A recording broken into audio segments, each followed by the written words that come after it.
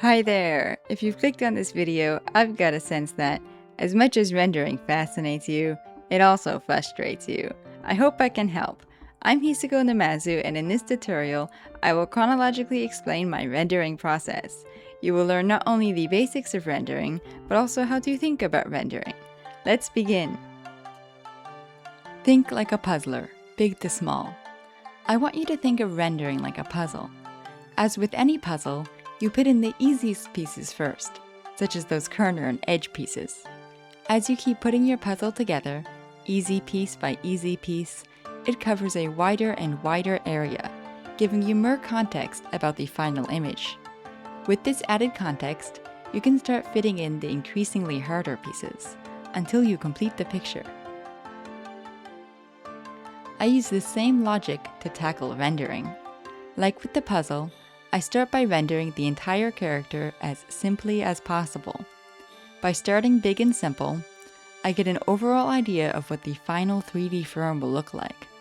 With such context, I can intuitively tackle smaller and smaller details until the render is complete. I hope that analogy was straightforward enough. My goal was to emphasize one thing above all: the importance of starting off big and simple. This mindset is applied in some way or another to every part of this tutorial, so I will be referring back to it here and there. With that said, let's move on to part 1. Part 1. Solid line art. Have you ever thought about what line drawings actually do? This is how I think of it. A basic line drawing will depict a 3D form with no lighting applied to it. In this way, line drawings are powerful, as they allow us to create 3D forms without worrying about more complicated techniques, like where we would like to place light sources, how we want to shape regions of shadow and light, blending brushwork values. No, all of that jargon is irrelevant when you are working on a simple line drawing. Therefore, in my process, the first step of rendering is creating line art which sufficiently depicts 3D forms. If we begin our render atop such a solid line drawing, we set ourselves up for success early on. To help soak in this knowledge, remember this phrase: some line drawings are impossible to render. I learned this from the YouTuber and artist Manga Materials. Now, what do I mean by impossible to render? Well, I've prepared this example. Here on the left, the line drawing of Miku appears very flat. This flatness has occurred for many reasons. Let's throw on some color and dissect this phenomenon. Firstly, there is a mix of perspectives. Her head is turned to a 3/4 view, while her pigtails are in front view. Secondly, her tie, sleeves, collar, and tights do not follow the contour lines of her bust, neck, and limbs, preventing a 3D illusion. Lastly, her waving arm is not fully developed. Further refinement of its forms, such as rounding out that elbow, would be needed if we desire a 3D style render. All of these factors, the mix of perspectives, the failure to follow contour lines, and the underdeveloped forms, come together to create flatness. If we tried to render this flatness, we would soon run into trouble, as no matter how good we make our values in lighting, our forms would look wonky and underdeveloped in the end. This is a lesson I learned time and time again during my initial studies. After realizing that my line work was behind my faulty rendering, I spent more time learning how to create solid forms with line art alone. Once I was able to depict forms with simple lines, rendering became a much easier and much more enjoyable task. I was always set up for success before even beginning to paint. Part 2. Grayscale to color. I am a grayscale to color artist for various reasons, but mainly due to the added simplicity. It goes without saying that working in grayscale allows me to tackle values in lighting before worrying about color choice. But there's another way to make grayscale rendering even simpler. That is, render all forms as if they are pure white. In other words, render while ignoring the effects of local color. Well, what even is local color? Local color is just the inherent color of an object. Local color will affect both the value range of an object and its level of detail. Think about it this way. If you have a pure white object, any local color added to it will only really darken the overall values. So if you added pink, the overall value range will be darkened just a little bit, preserving detail. and if you added black, the overall value range would be darkened a lot, obscuring a lot of detail. But by rendering the whole firm as if the local color is white, we don't need to worry about these variations.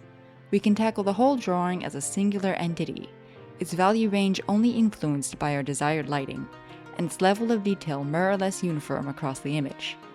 I find this way of working allows me to cover vast areas of the drawing faster, since I don't need to constantly select certain objects which have different value ranges, or worry about which object should have a dark or light local color. As such, I highly recommend rendering your drawing as if it is pure white, especially if you're a beginner. Part 3. Rendering. Okay, let's talk about rendering itself.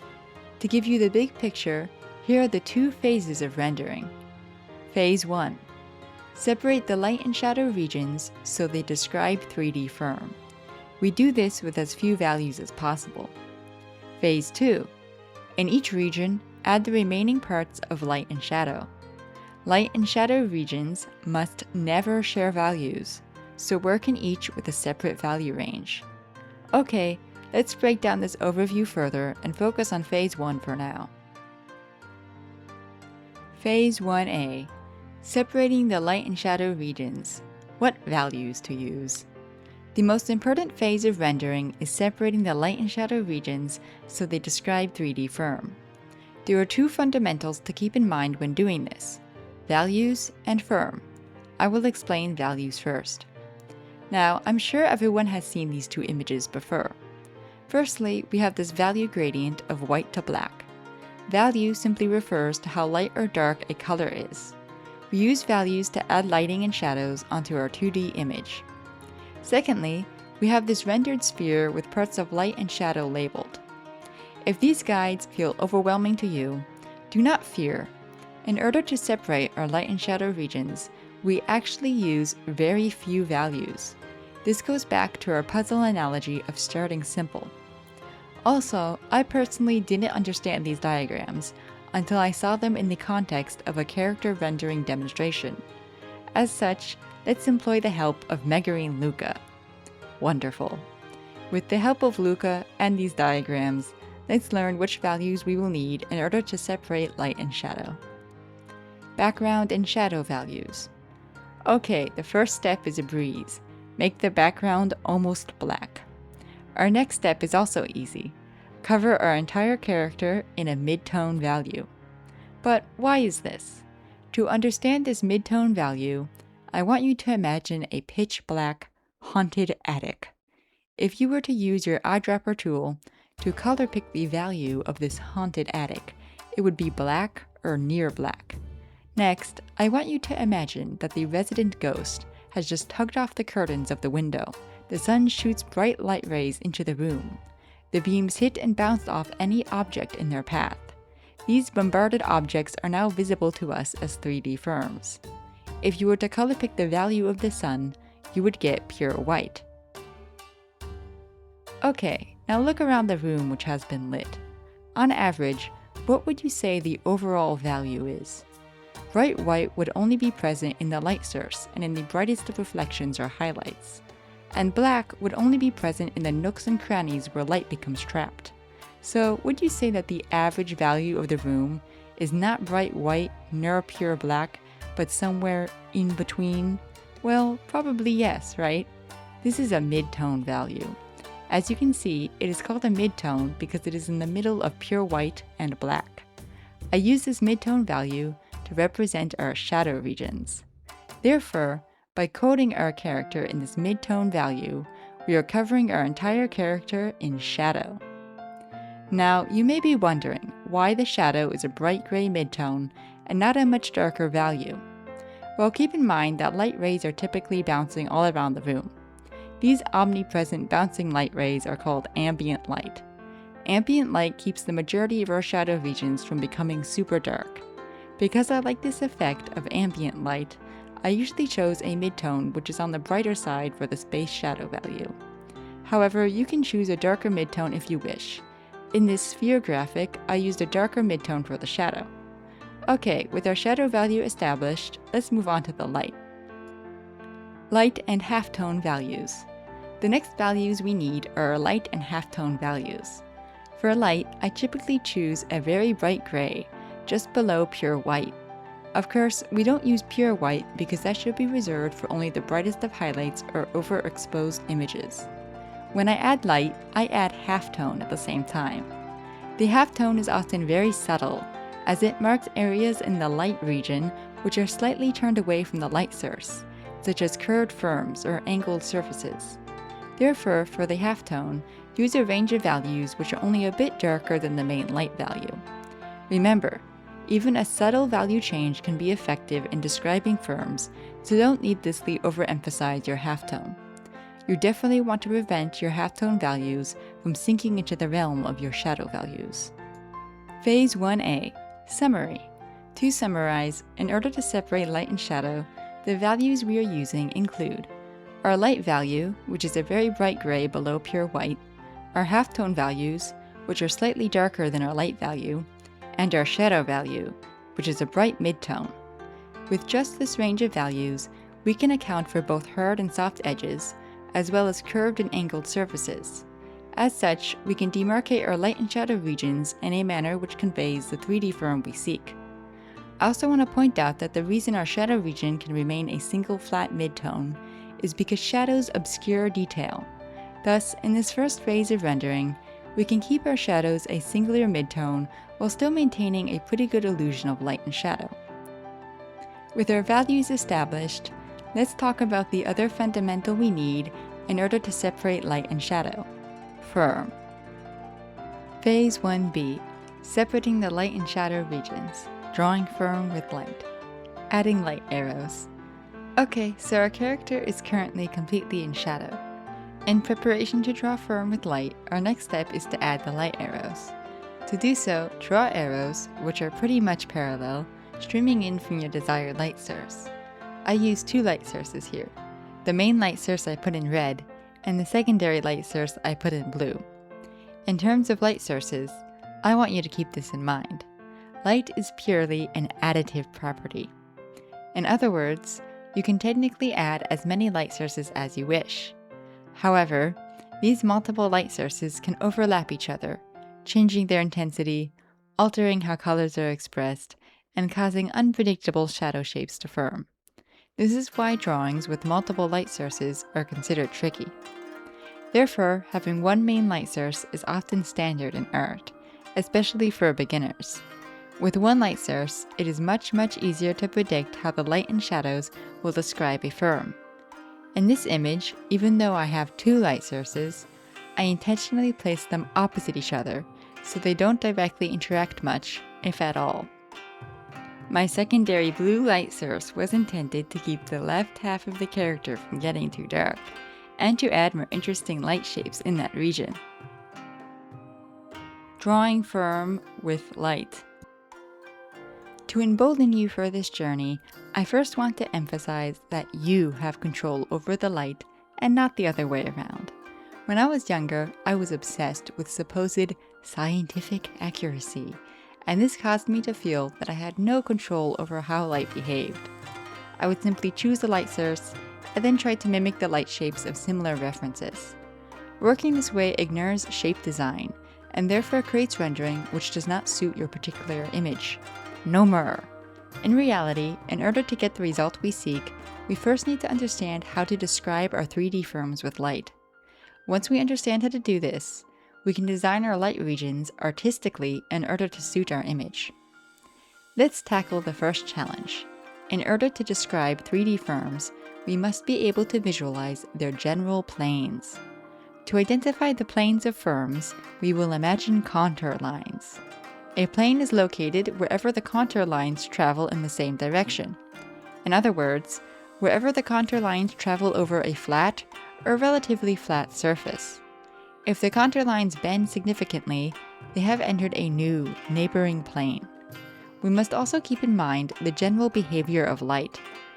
As we've touched upon before, sunlight travels in roughly parallel rays. The planes closer to and facing your light sources will be brighter. In simpler terms, only draw light on planes which are hit by light rays. As you can see in this cube example, only the top and front planes are hit by the light source. Inversely, planes which are significantly turned away from the light source should be kept in darkness. Furthermore, an object nearer to the light source may block light from reaching an object behind it. This is called cast shadow. Of course, we must also avoid placing our light regions where cast shadows would be. Our shadow regions are therefore a combination of cast shadows and planes which are turned away from the light. Once we can identify where the light will reach, we can draw it with interesting shapes.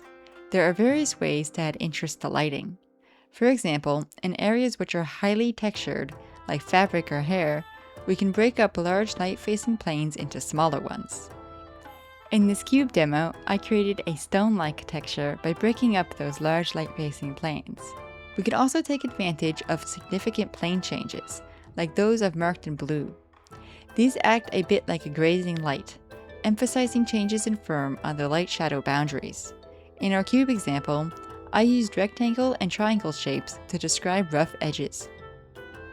Finally, we can utilize those cast shadows. Let's apply the definition of a cast shadow. If there's a light-facing plane which has been blocked from light by another object, a cast shadow will form on it. Thus, we can use cast shadows to add interest to light-facing planes. In addition, cast shadows often combine with unlit planes to create complicated shadow shapes. Here, I've placed a giant floating sphere which is casting a shadow onto our cube. This red line is where our two shadows combine. Purple indicates our cast shadow, and blue indicates the plane turned away from the light source. As you can see, the cast shadow and unlit plane have combined to create a more complex shadow shape. Okay, enough with this cube. Let's jump into some character demonstrations. Light Demo 1. Let's focus on the front folds of this kimono. See the purple arrow? This is marking where light is being blocked by the kimono sleeve and obi bow. These objects are causing a cast shadow which is blocking light in a diagonal path. However, when I initially lit these folds, I did not take into account that diagonal cast shadow. As you can see, my light extended all the way up near her hand. Let's fix this mistake and add interest by taking advantage of that diagonal cast shadow. As you can see, the edited version includes light shapes which are diagonally cut on top. This not only takes into account the behavior of light, but adds interest to our image. To explain further, I've used contour lines to show you the major planes of the firms. I will put a side-by-side comparison for reference. The planes curving away from the light are in blue, and the planes facing toward the light are in green. The areas I filled in with green entirely are areas of cast shadow where light is being blocked by a neighboring kimono layer. As you can see, those blue areas, which sharply curve away from the light, and those filled in green areas, which indicate cast shadow, have remained in the dark. I've only drawn light in the green line regions where the planes face the light. Okay, so the light-facing planes of these kimono layers have been located. Instead of treating these light-facing planes as simple rectangles or squares, I've broken them up in a more interesting manner, using abstract triangular shapes to convey voluminous fabric. Those cast shadows added further complexity to these light shapes. Light Demo 2. Okay, let's talk about this kimono sleeve. Can you guess what the issue is here? Yep, we didn't take into account the cast shadow from her torso. This is how I fixed it. The edited version is on the left. I'll give you a second or two to compare them. Okay, to explain further, here's the edited version with and without contour lines. The planes curving away from the light are in purple, and the planes facing towards the light are in red. The areas I filled in with red entirely is that cast shadow where light is being blocked by her torso. Once again, the purple areas, which sharply turn away from the light, and filled red areas, which indicate cast shadow, have remained in the dark. I've only drawn light in the red line regions where the planes are hit by light. Sticking to our principles of interesting light shapes, I've broken up our light-facing planes into an abstract amalgamation of triangles and rectangles in order to convey folding fabric. I've also thought about how the fabric is twisting around her arm as I formed these shapes. Light Demo 3. Let's keep going. This example is a bit different. First, I will show you where the fabric is being pulled. The blue arrows show the fabric being pulled inward by her hand, which is holding the kimono layers. The fabric is also being pulled inward by her body, which is bending forward slightly. The red arrows indicate where the fabric is traveling downward, while the purple arrows show a band of fabric traveling to the back of her kimono. On the bottom, there's a thick purple plain which has been pulled up and is now facing the light. This is a version with no lines for comparison. Again, I want you to take note. In order to convey the direction of the fabric, I drew only where the planes face the light. I used chunky triangular and trapezoidal shapes to add interest to these lit planes. As I did so, I even added in major forms that were not directly indicated by my liner, such as these folds. Okay, next example. As you can see, these purple arrows indicate where the light is being blocked. Our light source is on the top right. The light source is therefore located behind this loose strand of her hair. As a result, no cast shadow from that hair strand will be cast onto her shoulder region. We can therefore fill the whole shoulder region with light, adding to the 3D effect. Also take note of how I used rectangles and triangles to break up the light shapes. This added interest to an important plane change. Light Demo 5. Here is a quick example. You can manipulate the thickness of firms with your light shapes. Here, the width of the fabric, shown in purple, was very thin. I wanted to portray a more voluminous fabric, so I widened the patch of light. Now this purple region is thicker and the fabric appears more robust. Light Demo 6. Let's finish with a head demonstration. In purple, these are areas of cast shadow caused by her nose and hair. And in blue, these areas show where the planes turn away from the light, divulging into shadow. Remember, our shadow regions are a combination of cast shadows and planes which are turned away from the light. As always, we add our light only on the light-facing planes. Because skin does not have much texture, we mainly use cast shadows to add interest to our lighting. Phase 1b. Summary. Okay, with those demos complete, I hope these main points have become clear. Our goal is to describe our 3D firms using light. Once we understand how to do this, we can design our light regions artistically. To describe 3D firms, remember, the planes closer to and facing your light sources will be brighter. In other words, only draw light on planes which are hit by light rays. Our shadow regions are a combination of unlit planes and cast shadows. Once we can identify where the light will reach, we can draw it with interesting shapes. In areas which are highly textured, like fabric or hair, we can break up large light-facing planes into smaller ones. We can also take advantage of significant plane changes, which emphasize changes in firm on their light-shadow boundaries. Finally, we can utilize cast shadows, which can block light in all manner of ways. In addition, cast shadows often combine with unlit planes to create complicated shadow shapes. Once you have mastered separating your light and dark regions in this manner, you will provide yourself with a solid basis onto which you can add more values, i.e., the other parts of light and shadow. If you are new to rendering, or want a style with simpler rendering, you could even create a finished image with just these values alone, plus maybe some simple occlusion shadow in the nooks and crannies. Phase 2.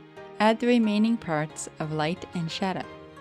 Okay, let's say you want to take your rendering further and add a full range of values. To get started, keep in mind this crucial point. Our light and shadow regions should never show values. In other words, our light regions will encompass an exclusive range of values, all of which are above the range of values encompassed by the shadow region. Because we spent time mapping out our light and shadow regions, we already have a clear picture of what additional values should go where.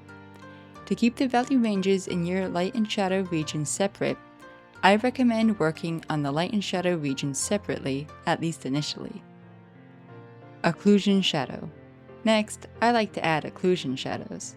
Occlusion shadows are usually the darkest shadows because they occur in nooks and crannies where light rays get trapped. For occlusion shadows, I choose a value a bit lighter than our background. Initially, I make this value a bit brighter than I think I need, and darken it later. I do this because adding a super dark value onto a render that's missing a lot of other dark values for context can mess with perception. As such, I start a bit lighter than I think I need, and darken the occlusion shadows later on if needed. When adding occlusion shadows, use the puzzle analogy. Start in the obvious places, like the interiors of sleeves, the bottom of the dress, and any other noticeable crevices. After that, you can experiment with the less obvious locations, like small folds in the fabric. Curl shadow, shading the shadow regions. After adding in a few occlusion shadows, I jump right into adding the curl shadows at the same time. In the shadow regions, there are areas, such as fabric folds or curves, which turn away from the light source even further. There are also regions which receive little to no ambient or reflected light.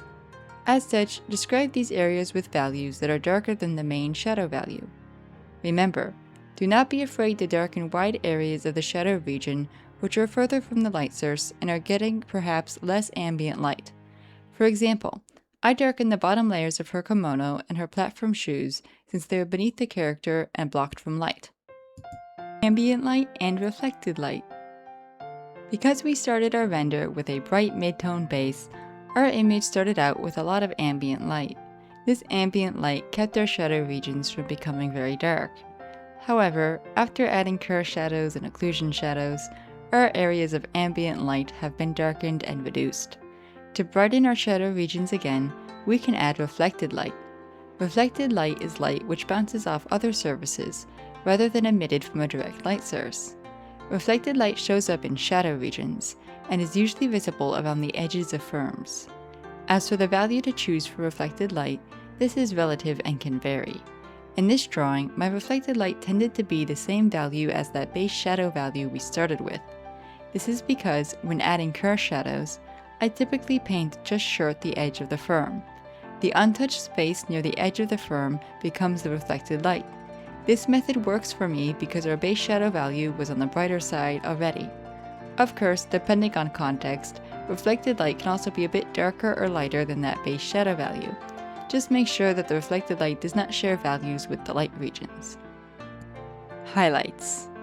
I usually add highlights last. For the value I use pure white. Because they are so bright, it's best to limit them to the most important eye-catching regions of the drawing, nearest to the light source. As such, I tend to put them on the hair and around the regions of the face. As with all values, don't be afraid to blend out the highlights and make them less harsh if needed. Rendering summary. Throughout this rendering discussion, I've explained how to use values to describe the parts of light and shadow. To summarize, here's a visual of these steps. At this point, I need to make it clear that even though I've spoken of these steps rather rigidly, I do not want to give you the impression that I always use these exact values or add my parts of light and shadow in this exact order. The values I present here are simply a versatile range which I think works well for well-lit or sunlit environments.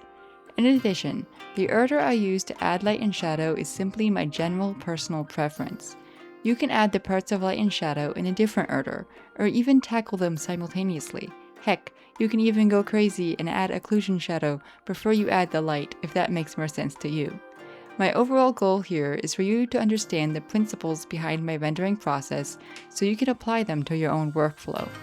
With that disclaimer out of the way, my two phases of rendering are: Phase 1. Separate the light and shadow regions so they describe 3D firm. Do this with as few values as possible: light, halftone, shadow. Phase 2. In each region, add the remaining parts of light and shadow: highlights, occlusion, curl shadow, reflected light. Light and shadow regions must never share values, so work in each with a separate value range. As this is a tutorial about rendering in general, I'm not going to go into too much detail about rendering the skin tone, as this is a topic for a whole other tutorial. Instead of focusing on these later stages, I really want you to internalize the importance of those early stages of rendering. While the later stages of rendering look difficult due to their increased complexity, it is the simpler, earlier stages which can really make or break an image. In my experience, Whenever I've attempted to render something and was unhappy with the result, the issue was either A. My line art did not sufficiently portray the 3D firm, or B. I did not separate light and shadow sufficiently, failing to describe 3D firm.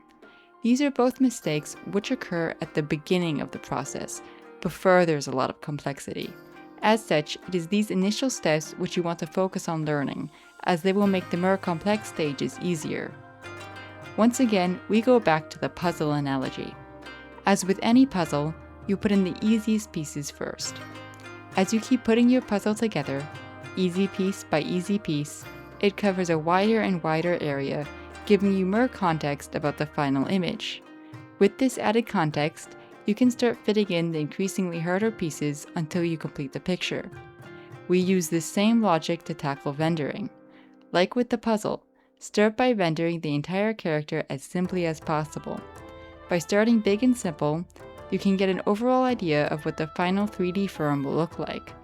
With such context, you can intuitively tackle smaller details and more complex value ranges until the render is complete.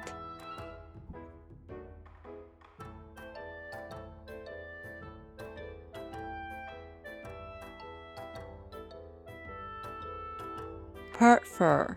Rendering practice. Okay, so what is the best way to practice rendering, in my opinion? You will see plenty of professionals saying to start by rendering simple spheres, cubes, and cylinders first. Oh my! While starting simple is not bad advice, it is also not the most practical advice. I don't know about you, but the dread of spending time on sphere, cube, and cylinder drawings is enough to keep me from practicing at all. This is all to say, only render what you find interesting, and don't force yourself to render anything you find boring. This way, you can practice more without feeling burnt out, and you will naturally learn faster. For example, if you want to start with basic firms, then I suggest finding objects or characters you like which have extremely simple designs. For example, cartoon characters are often made up of only a few simple firms squished together, such as Miffy, 𝙃𝙤𝙨 children's book character. Rendering these guys, or even just their heads, for practice will reward you with a cute drawing in the end. Just make sure that you find characters and objects which include a range of primitive shapes, from cubes to spheres and so on, to make sure you get a good range of practice. For example, after Miffy, you can render a smartphone in lieu of a rectangular prism, then you could add a fun graphic on the screen or case at the end. But what if you don't want to start simple? Your brain just can't become interested in rendering anything but anime characters and the like. Worry not. Frankly, I learned rendering by studying clothes and the heads of 3D models. There's nothing wrong with starting off on a challenge if the challenge is what gets you to actually sit down and practice. Though, to keep things somewhat simple, here are my recommendations. If rendering humans, use 3D models as reference. When I say 3D models, I mean 3D models which are solid white, with lighting of course. These references are great because you don't have to worry about the influence of local color as you would on a normal reference photo. All you see in 3D model references is the rendering, which is great for practice. When I learned, I used 3D models from the site 𝖭𝑟osity.com. There's a setting called Smooth View, which lights the models in the manner we need. You can also spin the models 360, which is really helpful. My disclaimer here is that, unfortunately, this site is behind a paywall. I'm not sponsored by them or anything, but I do think the site is well worth the money if you are interested. However, you can always find free references of 3D models online, use Clip Studio Paint 3D models which let you move around the light source, or get a 𝖭𝑟osity free trial and take a lot of screenshots for personal use. 𝖭𝑟osity, don't sue me, I love you. Anyway, as for rendering clothes, you can technically get your references from anywhere. However, a good way to keep this simple is to get your references from the websites of clothing stores. When I was learning, I used the Gap website exclusively for some reason. The photos on clothing store sites are usually well lit, and they often give you multiple angles of each item, which can aid in understanding firms. Stick with clothing items which are in mid-range color. In other words, avoid clothing which is pitch black or overblown white, as it is often hard to see the light shapes on these garments. After getting your clothing references, you can make them grayscale if you don't want to worry about color. I did a mix of both grayscale and color studies. Finally, I realize this whole tutorial is about rendering in grayscale. If this bores you, I do relate. When practicing, I usually converted my grayscale studies into color afterwards. This was actually great practice because it allowed me to try many different methods of converting to color. If you're interested in my own methods of converting to color, you will have to wait until the next tutorial, which hopefully will be out soon. Wow, we've made it to the end. I know this was a very long video, but I wanted to put all of this information in one place so you can reference it easier. I truly hope I was able to help you learn about rendering in some way, whether that be by teaching you something new or by cementing knowledge you've heard in other tutorials. Frankly, in preparation for this video, I only went off what I remembered from tutorials I've seen in the past, since that is all the information I use regularly and actually find practical in my workflow. So you can think of this video as a concentration of what I feel are the most helpful rendering tips. Anyway, I'm rambling on at this point, so thank you so much for watching, and I will be back with another tutorial or speed paint soon.